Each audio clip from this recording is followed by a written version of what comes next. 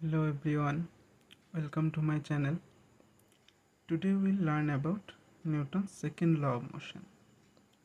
We have learned in the first law of motion that if any external forces is not present, then every object wants to keep its initial velocity vector as intact. That is, if it is in rest initially, it wants to remain at rest. If it is in motion initially, then it wants to keep that same velocity with the same magnitude and the same direction.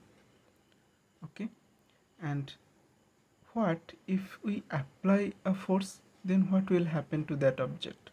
That we will learn in the second law. In first law, external force, external unbalanced force is absent. In second law, external unbalanced force is present. We know from the first law that if any external unbalanced force is not present, then what will happen? But today we'll see if external unbalanced force is present, then what will happen to that object. So in this law, Newton is saying that the rate of change of momentum. Now what is momentum? What momentum means? Momentum means the product of mass and velocity. Mass is a scalar, but velocity is a vector. So momentum is also a vector. Momentum is represented as p vector. Mass is scalar m and velocity is v vector. So p vector equal to mv vector. Now it is saying that the rate of change of momentum. Rate of change means, suppose initial momentum is p1 or pi vector and final momentum is pf vector. So the change is delta p vector, that is pf vector minus pi vector. So this is the change of momentum. So it is saying the rate of change of momentum. So what is rate of change of momentum? Suppose this changes occurs in delta t time. So the rate of change of momentum will be delta p vector by delta t. So that is pf vector minus pi vector by delta t. So delta t is the time between the initial and final condition. Now it is saying that the rate of change of momentum of an object is proportional to the applied force.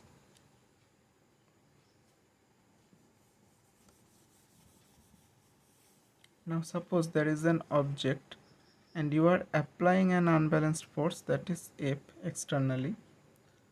So what will happen to this object? Suppose initially this object has mass m and its velocity was v1 vector.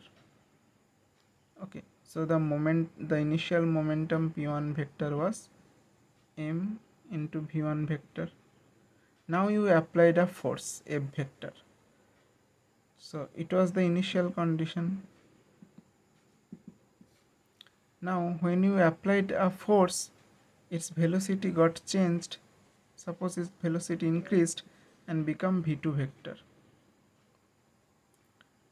And mass is still m, mass is constant of this object. So final velocity is v2 vector. So final momentum, suppose v2 vector will be m into v2 vector. Now the change in momentum delta p vector is m v2 vector minus m v1 vector. So the rate of change of momentum, that is delta p vector by delta t, m is constant, m into v2 vector minus v1 vector by delta t. So if you find instantaneously, if suppose you take limit delta t tends to 0,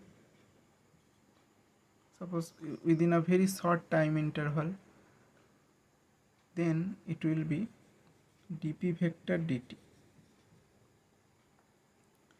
and this law is saying the rate of change of momentum is proportional to the applied force. Here applied force is F vector.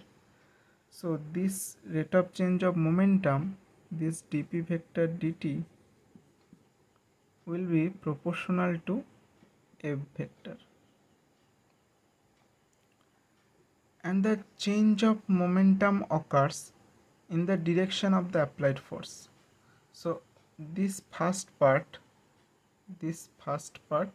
is just saying about the magnitude. It is saying that dp dt, magnitude of dp dt is proportional to magnitude of F. And the last phase, the change of momentum occurs in the direction of the applied force. It is saying the direction of these two is also same. So we can combine these two and say that dp vector dt is proportional to F vector, and this proportionality constant, that is dp vector, you can write dp vector dt equal to k F vector, and force is defined in such a way that we took k equal to 1. So that's why you can write that F vector is equal to dp vector dt.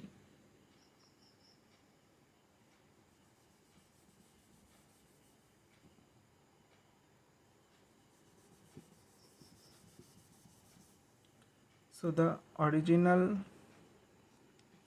law what Newton gave, it was saying F vector equal to dp vector dt. Now we have seen this Newton's second law is F vector equal to m a vector. How this came? Okay, we'll see that. We know that p vector means ddt of p vector. P vector means p vector equal to momentum is mass into velocity vector mv vector. Now if mass is constant,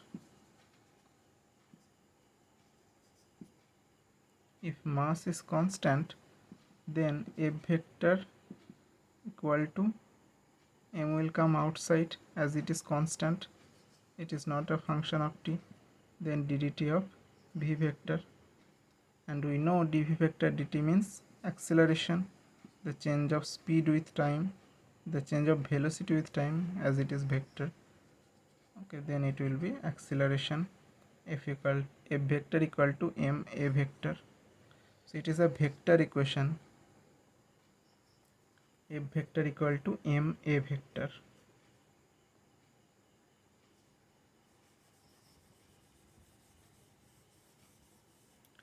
Now suppose say an object is moving in this side, and we gave a force F vector in this direction. So the change of momentum, at first the momentum is in this direction, now we gave a change in that direction, so the final momentum will be at this direction,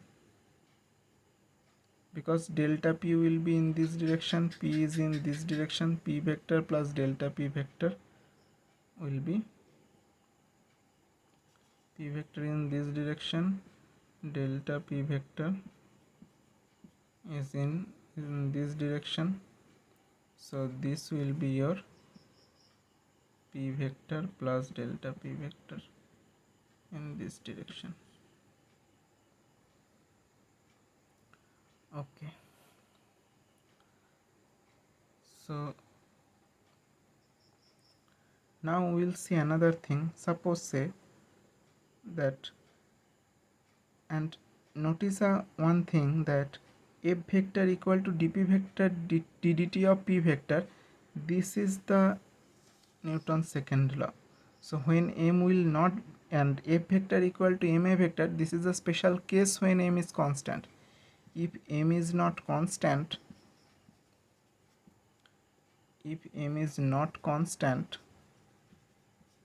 then f vector is not equal to ma vector.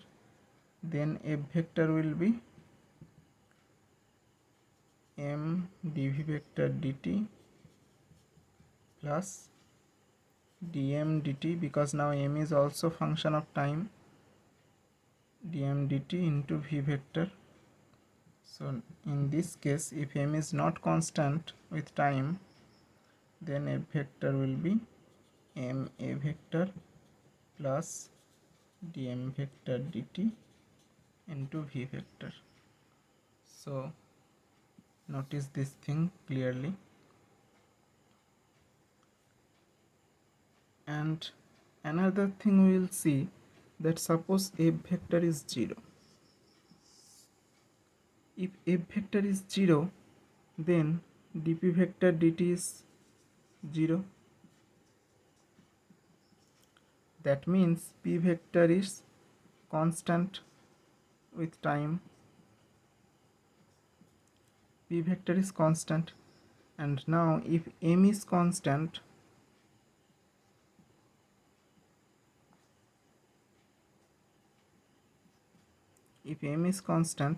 then p vector equal to, m v vector. Then v vector is also constant.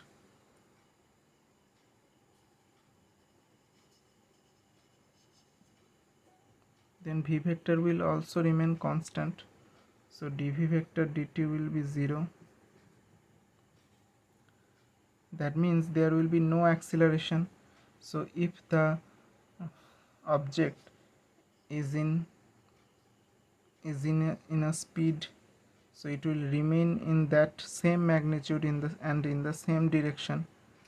And if initially its speed is 0, if it is in rest, then it will remain at rest, because to move it needs an acceleration. So this is what we got in the first law. So if in Newton's second law, so first law is basically a special case of Newton's second law, when f vector equal to 0.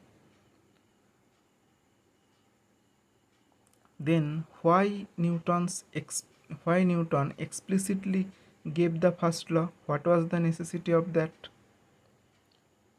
We can derive the first law from the second law itself. If we put f vector equal to 0, then what is the result? That is the first law. Then why Newton explicitly mentioned the first law? What was the necessity of that? Okay, we will see that in the next video. Thank you.